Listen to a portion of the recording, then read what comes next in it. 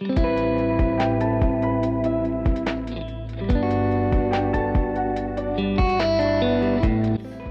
to Match Your Morning Club, a cozy lifestyle podcast hosted by your two favourite besties, Alexa and Victoria.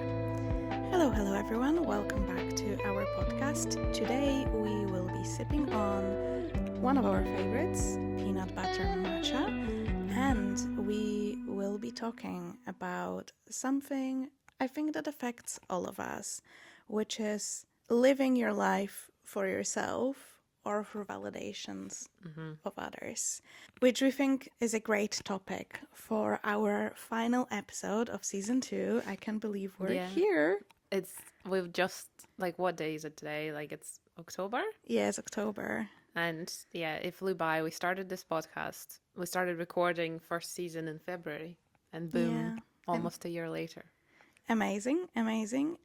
But fear not, we will be going on a little break until January next year, but we will have a little surprise for you in December. Stay tuned. So stay tuned for that.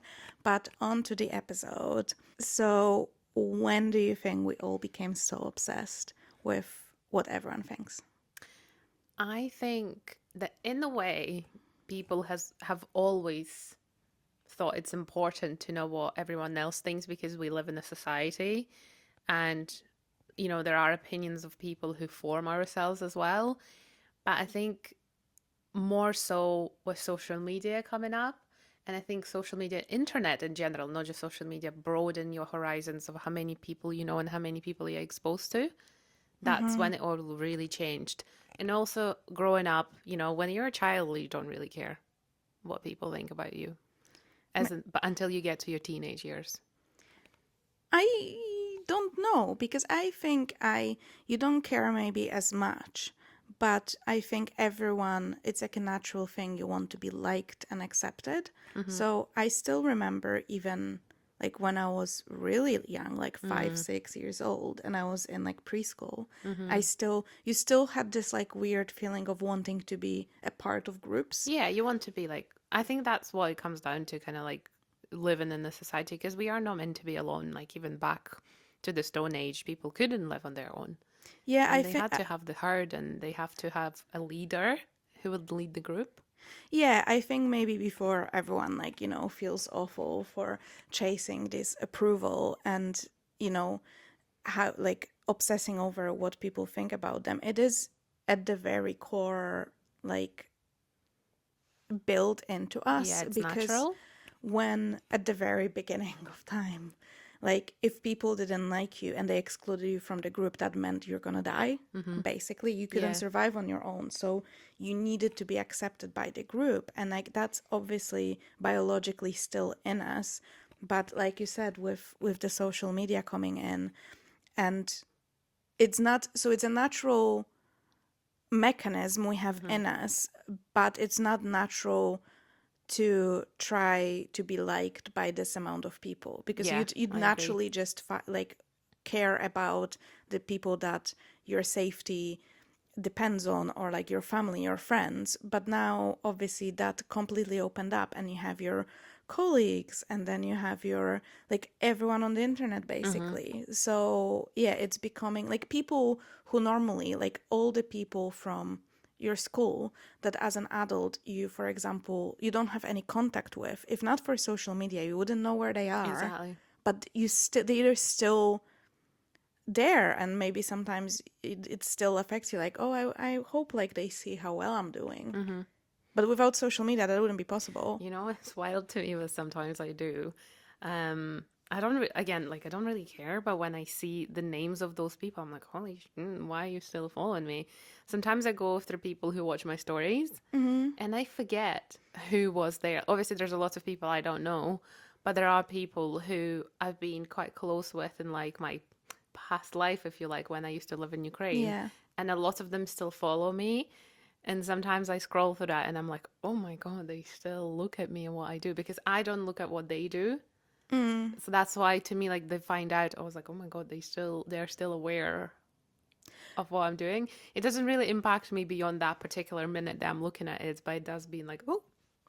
But I think it also, I sometimes, so I have a different Instagram account, which is my old one, and I kind of locked it. I don't use it anymore, but that's where I had like all the people from uni followed and some people from like Poland followed. And I go there sometimes just like to have a little peek. And it's like interesting because I'm like, oh, that person had a baby, or that person got married, or this is where they live now. And it's like, it's nice to have that glimpse. Like, I'm like, oh, I'm glad you're, still alive and Yeah. doing okay. But like, I'm not interested enough to like follow Yeah, them on to my pursue like them and like, actual account so yeah, I can see it on daily same. basis. Which I think that's the difference. There is a difference between caring what people think, which is natural, versus being completely controlled by it and letting that control your life Yeah. choices, which is, I think, what we kind of want to discuss today. So maybe we can share some decisions. Like, have you ever been so affected that you've done something for like more public Yeah. validation? I think like you will know, obviously, like I do a lot of what I do on social media. Like I put a lot of my life there. A lot of things I do purely for social media because like I get like work out of it, or people follow me for a certain reason. And it's quite interesting because there are things that maybe I wouldn't have done if it wasn't to go on Instagram. Mm-hmm. It's not all of it. Like I'm that kind of content creator where I will only ever really do something if I have remote interest in it. Yeah. Like I wouldn't go to some event that I don't really care about and post about it because that's not authentic. I Mm-hmm. try to do things that are authentic to me, but there are definitely moments where I'm like, "Oh, this will look nice for the gram." Yeah. Or like, "Oh, this place is nice for the gram." Maybe if I don't particularly care. But what I found out over like the years of doing it, the things that does the best on social media for me is the things I deeply care about first, Mm. rather than thinking, "Oh, people will like this." Yeah. So that's kind of the authenticity part of it as well. But it is ingrained in me, kind of like, if I'm going to a cafe, I want to take a nice picture of like what I'm having so that it could be social media worthy. Um, and you will know that like I don't always do that. Like when we go for meals, I might take a picture, but I won't always post it. Yeah. I'm very selective about that because again, there's a certain persona of me online that I want people to know, and I'm happy with them knowing that, but I don't want them to know anymore because Which is fair I'm enough. protective of like my peace. I'm protective of like where I go on the regular, maybe not from like a safety perspective, but just like Instagram, after all, and social media in general is a highlight reel, and I think we often forget that everything you see is what that person chooses for you to see. It's not. I feel like some people who consume content forget that they are not in control of what they're seeing from you. They're only allowed to see what you show them.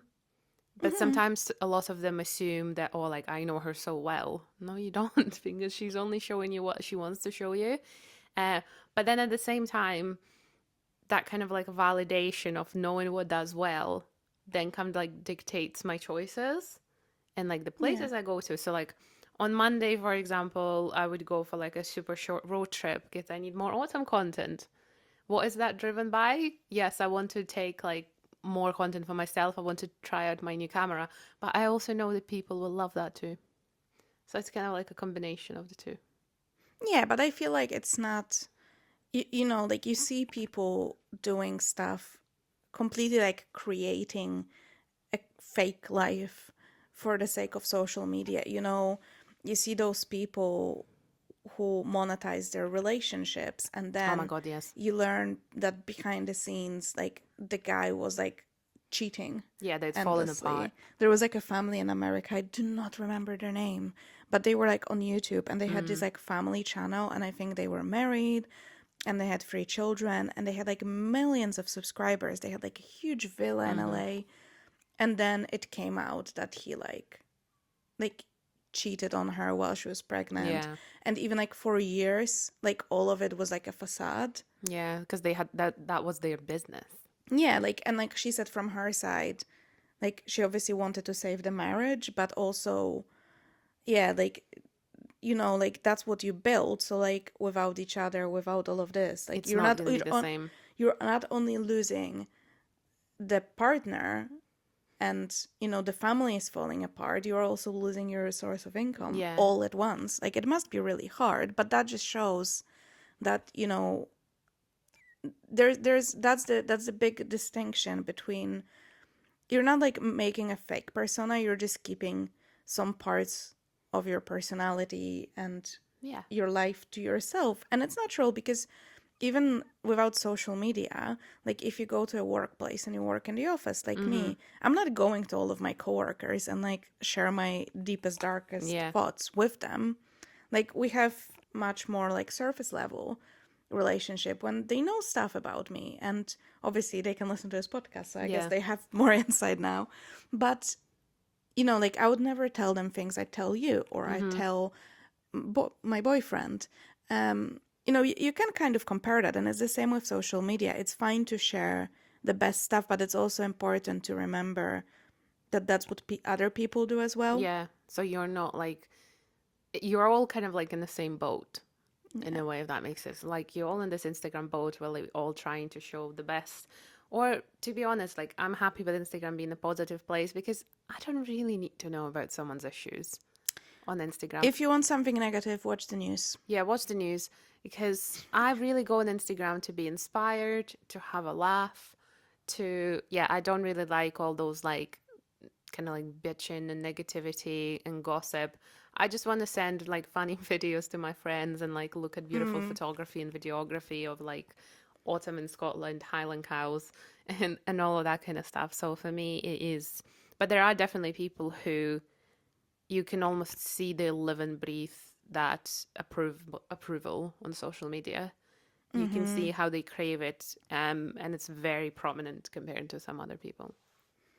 Yeah, absolutely. And but I think it sucks you in, and you get like the dopamine hit every time Yeah. someone likes your post. Or every time your post goes like over like a certain amount of usual views, you're like, oh my God, I'm so excited.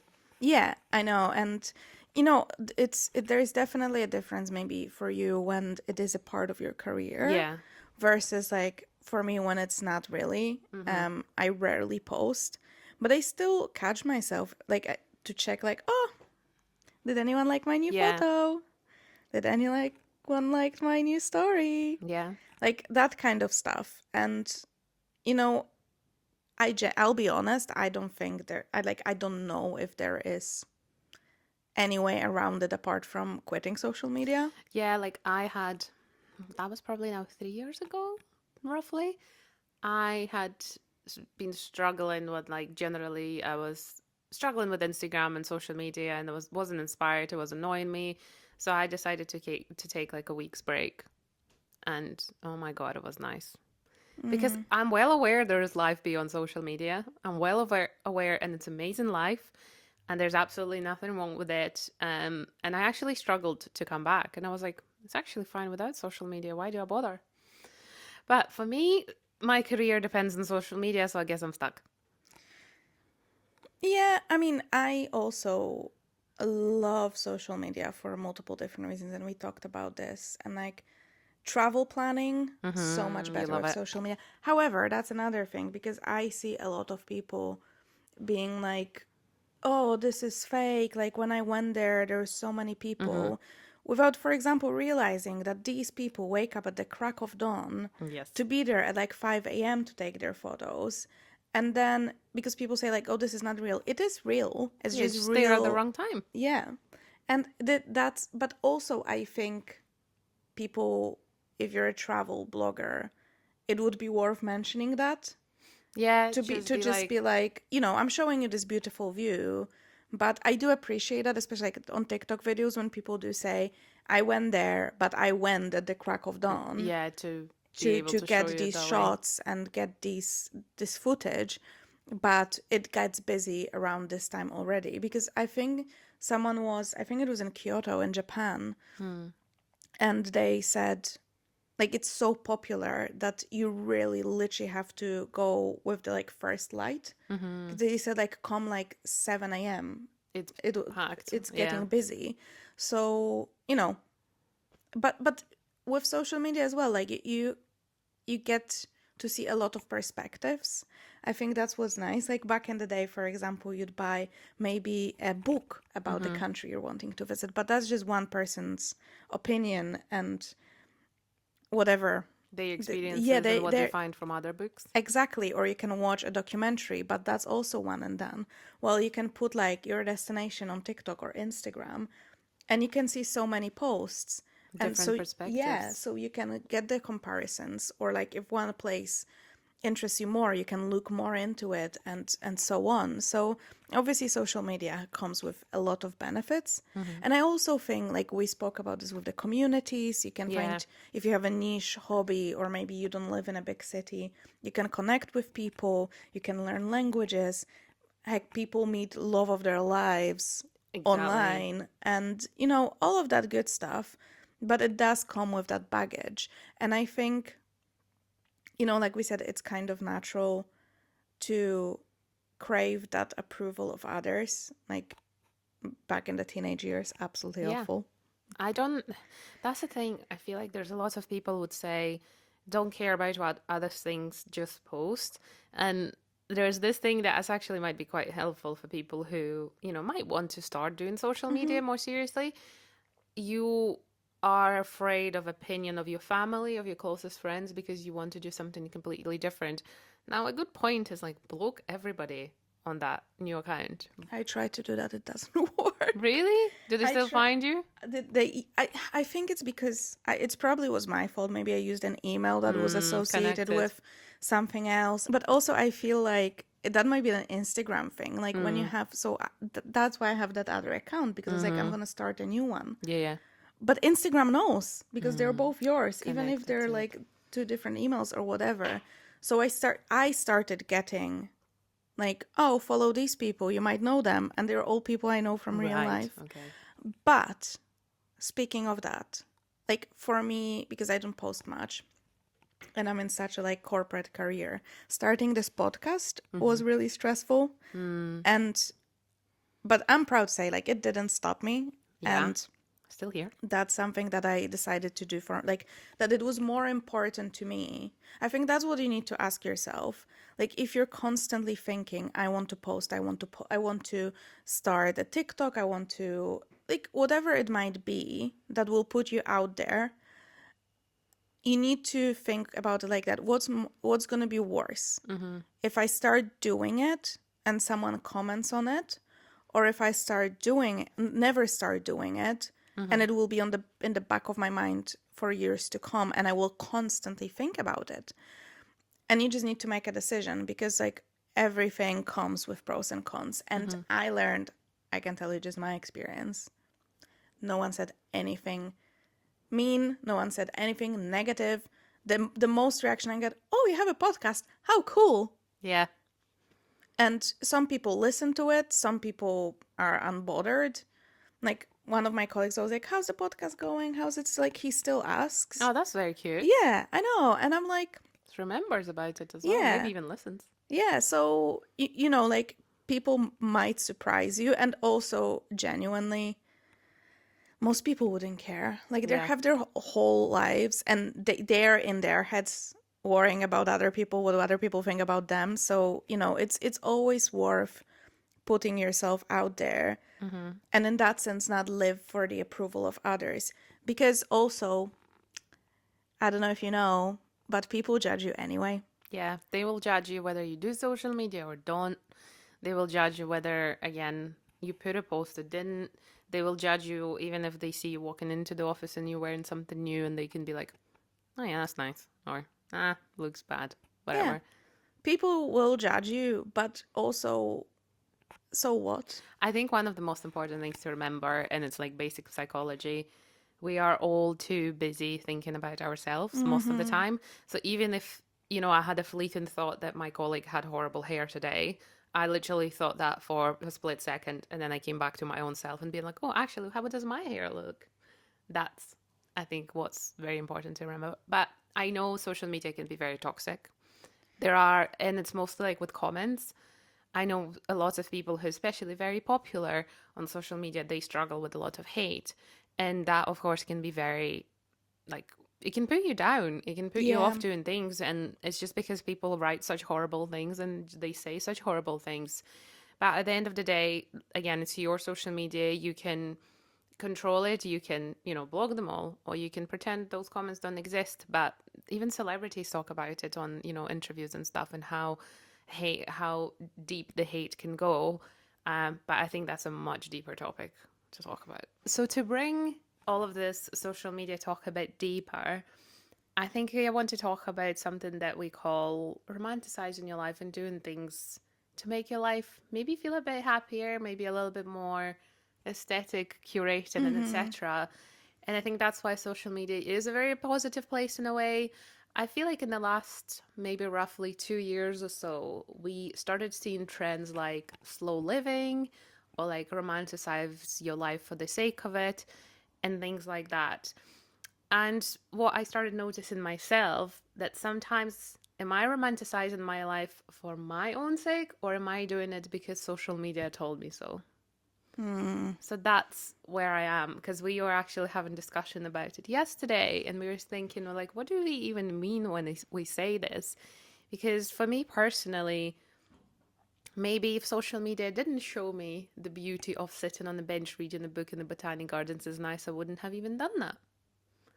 True. So I think quite a lot of the time, social media does inspire you to live a better life, even if you don't share that life online. And quite often, it's almost a little bit too polished. So, in my opinion, I think keeping it all realistic, that's what's important because not many people show on social media how they do laundry all day, they clean their bathrooms all day. They will, however, show how they, go for a lovely woodland walk and have a coffee cup in their hand and do those things. Oh, girl, you're on the wrong side of the internet then. What about the cleaning talk? I know there's that thing, but There is I that. am But not to be really on fair, that. but that's another thing. The cleaning, a lot of the people who do like the cleaning videos, their flats are clean. Yeah, they Like, are already clean. They're just cleaning it, or like like they're ASMR they're they're cleaning. not like, they're not cleaning the gunk out of the like, shower drain. No, Like they're not it's gonna fairly show you clean. that. It's like, let me wipe my space with like one crumb on it and stuff like that. That's Like when they not do it. everyone, but Yeah, that's when they do it for the views, because like we know there's such things as ASMRs and kind of like completionist kind of things. Like you watched someone complete a cleaning video and you feel like you have achieved it too, like you've done it with them. I also think like if someone's whole thing is like the cleaning stuff and the Sunday resets though, like you cannot make your flat very dirty if you clean No, it that often. yeah, So that's what I'm thinking. They might just just do it eh, for them. they just stay on top of it and it's always nice and clean. Good for them. I don't. I try to. I do things when they need cleaned. I should try to do my Sunday reset, but I could not. Like they do it like in an hour, and I was like, I need half a day. yeah, It's a full-time job it is a full to time keep the job. house clean. But yeah, in terms of romanticizing, do you feel like social media has inspired you to romanticize your life and make it a little bit more aesthetic? Definitely, Mm-hmm. yes. I mean, I always like even when I look back to my teenage years, I always did gravitate to aesthetic things. Okay. Um, my mom is a person that really cares about, for example, the house Okay. and the decor, and like she decorates like, which I think like it's so normal now, but like I'm talking about my mother in her 40s in Poland 20 years ago. Mm-hmm. So she like takes such a pride of like having a nice clean house and decorated for Easter, decorated for Christmas. Yeah. So I grew up with that, and so I always saw that as something really nice. And then when I was a teenager, I was really very into like fashion magazines Mm-hmm. and stuff. So, I can see it in myself. I always had this thing to gravitate towards like maybe more like art and aesthetic things. So it wasn't just social media, but I think social media massively amplified it Mm-hmm. in me, and I definitely I struggle with the feeling that, like, for example, my flat is not aesthetic enough, or that, like, you know, like I go to a cafe and sometimes I'm like, oh, I wish the table by the window was there because the light is better. Yeah. I don't even post on my Instagram. The photo doesn't see the light of day. Like, the amount of, Victoria knows the amount of photos I have, It's ridiculous. and I just don't post them. But like, I still enjoy the process of taking them, and I still think about it like it would go into the world and be seen. But yeah, so definitely. But from the positives, I think I really do love the romanticize your life thing, because I think it's just sometimes the little things that just make everything a bit Yeah. better.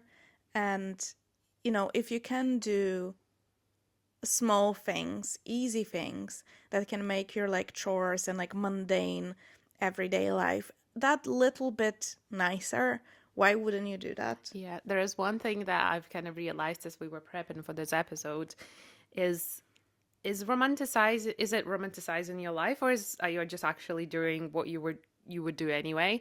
So for me, at the moment on social media, you see a lot of things of someone going out on a walk, to like a pretty place, and they're like, I'm romanticizing my life. I'm taking myself on this la la walk. And I'm like, I would go on the walk anyway.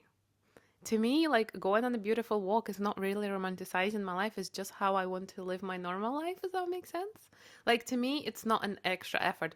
To me, maybe I'm a bit more of a complicated person in a way. To me, romanticizing my life means doing even more. So say I can go on a walk in trackies with my dog, but I can also go on a walk in like a beautiful dress, then take some pictures, take content, or bring a book and be like a Jane Eyre kind of vibe on the bench. But I think that's the whole concept of it, is like you're taking those small things you're doing. So for example, one of my favorite ways to romanticize my life is if I wake up on Saturday morning and I have no plans or I have quite a bit of Okay. time, I like to, you know, get dressed, even like in my comfies, but like put together, like, and then, you know, do my skincare, all of that. And I'll come to the kitchen and I'll put on some like jazzy tunes Yeah.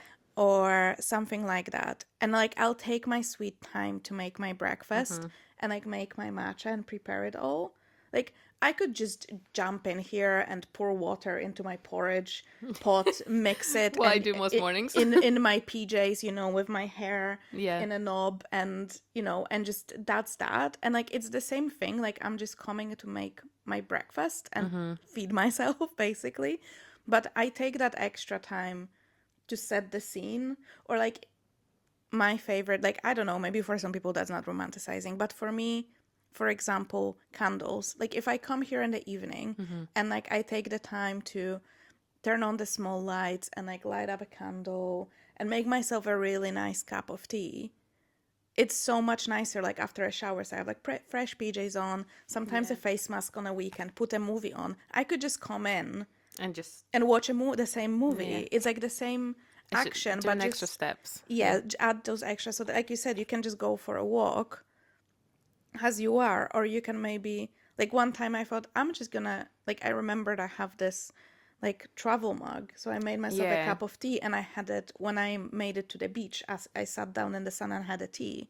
And like, it's such a small thing, but it made it feel a bit more special. I was like, oh, I'm listening to like the waves and I'm Yeah. drinking my tea that I made at home, and I'm like, it's such a cute moment. The sun is shining, the seagulls are screaming, whatever they do. One thing for me that definitely like literally equals romanticizing, because maybe for me romanticizing are the things that I don't know do often enough. So I love being at the beach, and living in Scotland, being at the beach is quite often just very windy or cold. Yeah. Yeah, so but it's still to me very much romanticizing if I can go to the beach and just sit there and be with my own thoughts, like do something like you said with the tea and things like that. It's kind of like that tiny bit of extra effort that makes a day a little bit more memorable. I think Yeah. maybe romanticizing, as I'm saying this, I'm realizing right now, maybe romanticizing your life is all about making your life a little bit more meaningful, a little bit more memorable, so that every day you feel like, oh, I actually done something a little special that makes this day worth remembering. And then it's in the same way, I've just had a really lovely trip up to the Highlands. And for me, romanticizing that is then writing a travel diary about my trip because I don't want to forget the tiniest little detail. Because then I want to read back on it and laugh at some things that I will probably forget as the time goes on. So Yeah. that's kind of like the romanticizing of it. Because, back in the day when we didn't have internet, maybe like Queen Victoria's time, what she actually did when she came to Scotland, she had a travel diary and it's actually been published. Oh, And okay. I haven't bought it, but I need to get it because I'm so curious and excited. And so that's been published. And apparently, whoever has read it, they say the Queen Victoria seemed her absolute happiest when she wrote that travel diary, and you can really see it as you read in it. So that's, I think that's another thing, is the romanticizing in your life that just makes you that little bit happier. I think when you were talking about this, I think romanticizing your life is slowing down, Yeah. is slowing down and taking the time, like you said, to do things with a bit more care Yeah. and making things more memorable and less rushed. Mm-hmm. Like, you don't go through the motions, and like, even if you have to do the same things, you try to, make it a bit nicer for Mm-hmm. yourself. And don't get me wrong, like, obviously everyone has days when you wake up too late and you Yeah, you just run do. like a headless chicken and Happens to all of us. But yeah, I think that's really important. And then if you want to post that as well, that's yeah, fine. that's fine.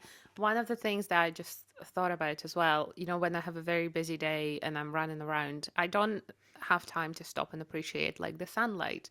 Or Mm-hmm. quite often, like I might have like a shoot for a client in the middle of the day, but quite often, like my route to work involves walking past Edinburgh Castle. But sometimes I'm like too busy and I'm literally walking down on my phone and I don't even look up. So for me, it's also romanticizing, like as you said, slowing down and having the luxury to take a pause and appreciate a moment. And I think that's what maybe all these people on social media are trying to tell us. So this is what romanticizing life is. Yes, get out of your phone, look up and see what's around you. And then if you happen to document it, whether that's, a travel diary or a vlog, then let it be. Yeah, absolutely.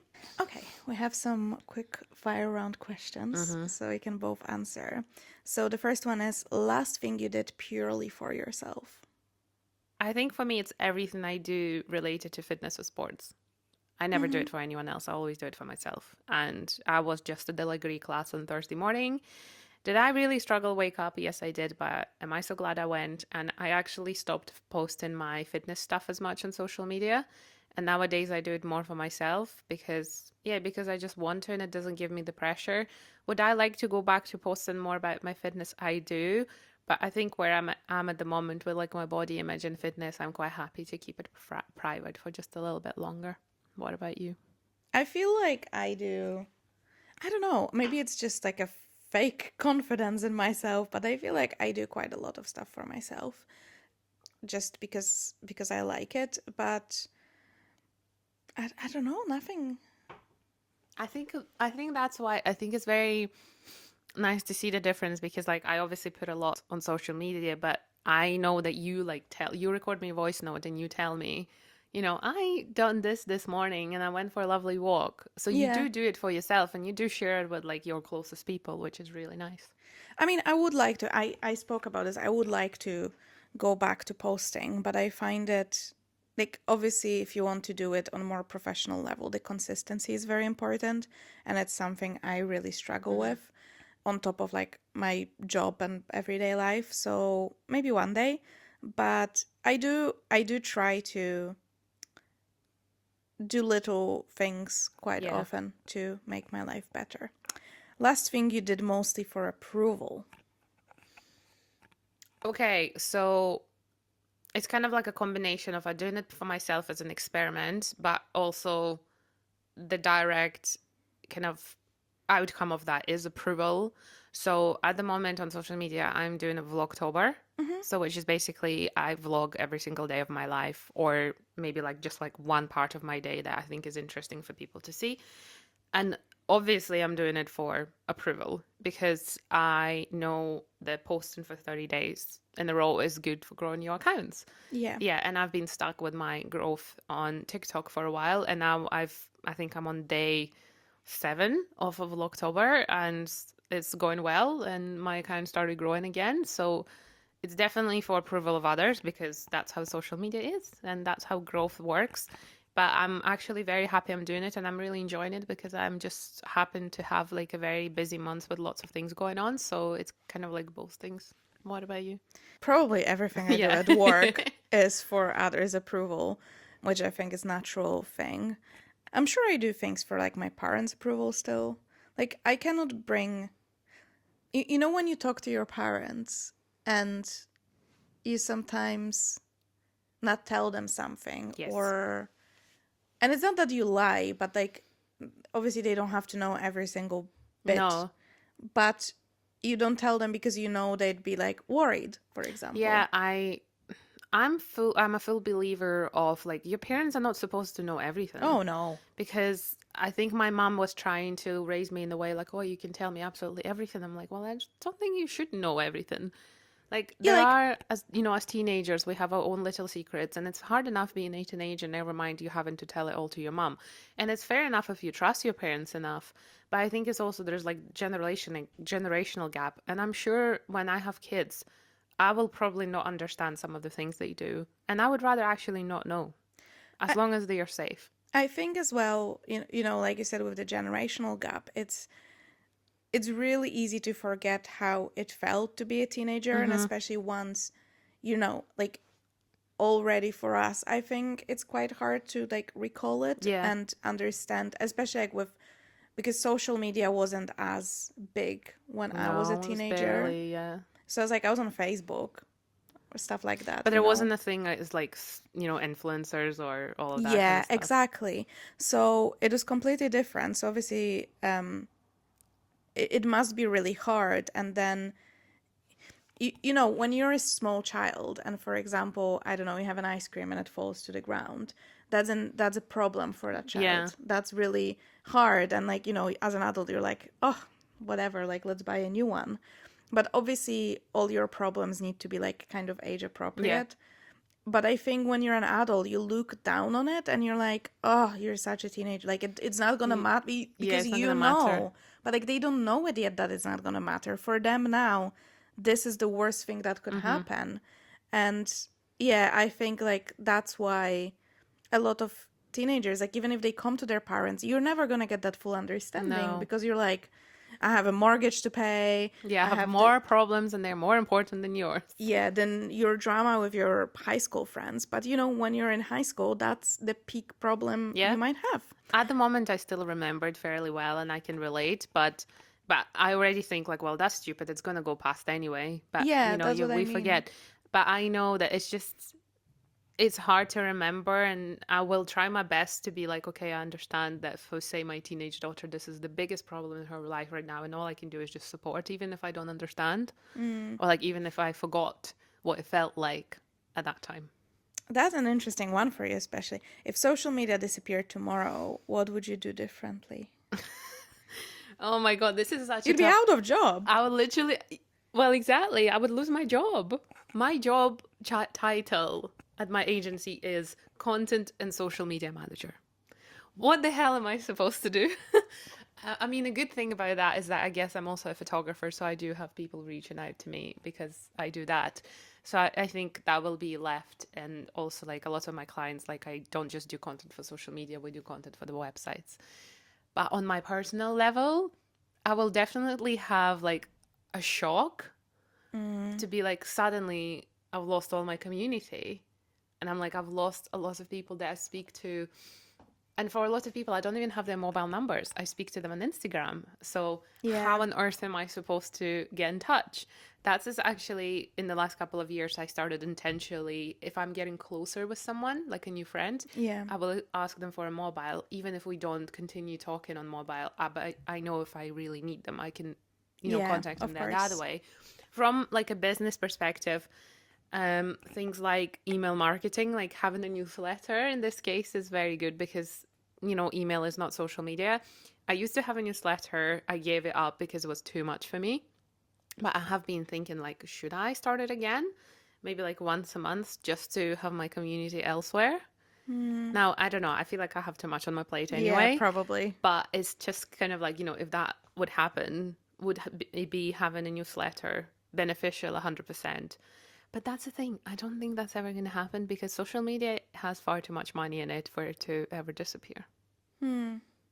But what about you? Also, wait, sorry. Another thing, I feel like I would be fairly happy because after weeks of shock, I will be like, oh my God, wow, I have so much free time now because I don't scroll. That's what I'm thinking. For me, because obviously I don't post as much, but I think it would be really nice actually for like our brain health and, to go back to maybe consuming longer form content, which I'm trying to do. I am reading books. Yeah. I bought, I don't know if you can see it, it's there. It's Dostoevsky's book, Oh, and wow. it's like Okay. almost 1,000 pages. So that's my 2026 Okay. challenge to myself. But I think it would be really nice on one hand. Like, I think it would be really cool because I'd have the time to like read and maybe watch more actual like movies I'm interested Yeah. in versus scrolling. But on the other hand, I'm sure I'd miss all the like benefits of it. Yeah. So, I was also thinking maybe more people will be listening to our podcast well, it's because it's on well, streaming platforms. Well, sure, like that's not Spotify. social Yeah. media. Maybe. So it's supposed to stay. So, if anyone can make that happen. Okay, and one thing you wish you cared less about what people think. I wish I cared less about what people think about my body. Mm. And so do I. As in, like, I wish I. Maybe not as if I cared less about my body. I wish I cared more in a more positive way. So I would push myself to, like, eat better, to exercise more. But I also wish that, when someone is taking a photo of me, I cared less and it would have allowed me to be more free in my movement. Because quite often I get like stiff Mm-hmm. because I feel like, oh, like they can see my belly, they can see this and that. But I know that they don't really see that. Like I know it, but it's just this weird brain telling me like, oh, they're definitely noticing everything that's like wrong with me. I think every single woman and girl can relate to that. I'm the same. I went to a pumpkin patch with my friend last week, and we asked, there's like a little swing, so we asked the Yeah. guy to take a photo of us. And it's a lovely photo of me and my friend from our really lovely day going to the pumpkin patch. And the first thing I've done was to zoom in on my leg Yeah. and be like, it looks chunky. And you know what? I wish I didn't. I was like, because it doesn't matter. It was still Good time. a fantastic day. We had so much fun. It was so wholesome. And yeah, it's like, why is this in the forefront of my mind? But then I'm like, she posted that photo. And I was like, oh my God, everyone's gonna see my humongous leg. When in fact, no one's gonna fucking look at it. Maybe now they're gonna go and zoom in. But you know what I mean? I'm like, well, whatever. And I try to kind of reframe it in my head, like you said, like, it shouldn't matter because I'm ultimately healthy and Yeah. the leg is working. The leg took me to the pumpkin patch. It takes me to all those wonderful places. And, I can still be an active person. And Yeah, I think we forget to be grateful for our bodies because there are people who are ill and who, again, like might not have a leg, or people who, for one or the other reason, cannot exercise. Whereas I'm like, yes, do I have some extra kilos on me? 100% do. But can my body still do everything I wanted to do? Yes. yeah, I mean, maybe exactly. apart from doing a pull up, but that's who cares? But is like, do you really want to do No, it? I don't care. Like, it's fine to have like those fitness goals. They're absolutely, fine. But like ultimately, like, I think if you die from old age never doing one single pull up, you're not gonna like cry about it on your deathbed. Exactly. I will be happy about all my experiences going up the hills, doing like my little runs or being able to go for a long walk with a friend because that's what matters. And do I get out of breath every time I run up 3 flights of stairs in my own house? Yes, I do, but I think anyone would because I don't walk up the stairs, I run up the stairs because I don't know why. I think I'm in the rush all the time. You are. And if I forget something, I'm like up, down, up, down. But I guess that's still fitness, right? There's some extra It's steps. it's exercise. It's cardio. Yeah. So I agree. For me, it also is like body image is one thing, and for me also would be probably posting on like that is probably a part of why I don't post because I know people like it's so stupid because like obviously if you post on social media, you want people to see it, but I kind of am like, oh my god, people are gonna see it, Okay, yeah. if that makes I think sense. that's totally valid though. So yeah, that's something that needs to be worked on. But God, that body thing is so true.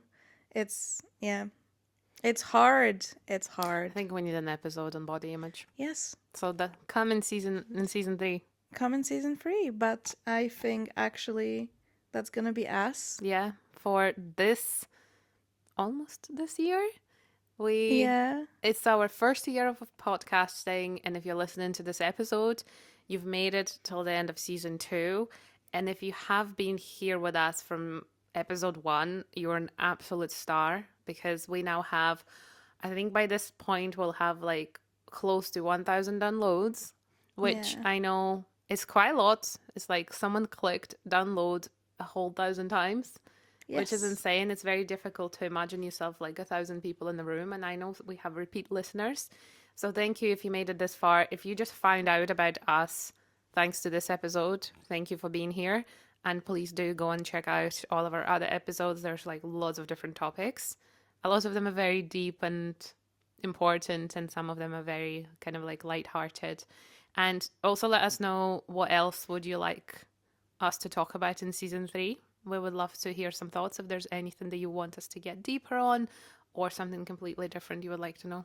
Yes, we would love to hear which episodes were your favorite, and yeah, like Victoria said, which topics you'd like us to maybe talk about that we did not touch on yet in the past 2 seasons. This is mad. This is crazy I'm to not, say. I'm realizing, am I going to start crying? No, please don't. Yeah, but I'll start crying too. okay. But yeah, it's been such an amazing journey and so fun and so rewarding. And thank you so much for being here. This is honestly such a great project, like a passion project, and something that we're obviously doing on the side on top of our commitments. But it's been great. If you miss us, follow us at Matcha Morning Club on all of our socials before they disappear from the face of the earth with all Hopefully the not. social medias. Hopefully not. But you can find us on TikTok and Instagram, and like we'll link all of the stuff in the show notes down below. So we will, even on the little break, we still will be posting. Our DMs are open. We are super curious to hear your feedback. You can always leave a comment if you're listening on Spotify and give us 5 stars. That really helps us and would be very, very grateful if you could do that. And yeah, it's been a mad journey, but we're in here for a long ride, hopefully. Yes, and you will make it happen. You will make it happen and we will make it happen. It's teamwork. But yes, so that's us for season 2. Yay. Yes. When are you going to see us next? Is it January? You're gonna see us in December. Okay. For a 3-episode special. It's a little Christmas, New Year special for you. 3 episodes in December. Follow us on socials where we're gonna post the exact dates where the little special is gonna come out. But we will be back at the beginning of January Starting the new year, right? with season 3 of Matcha Morning Club. Thank you for listening. Bye. Bye.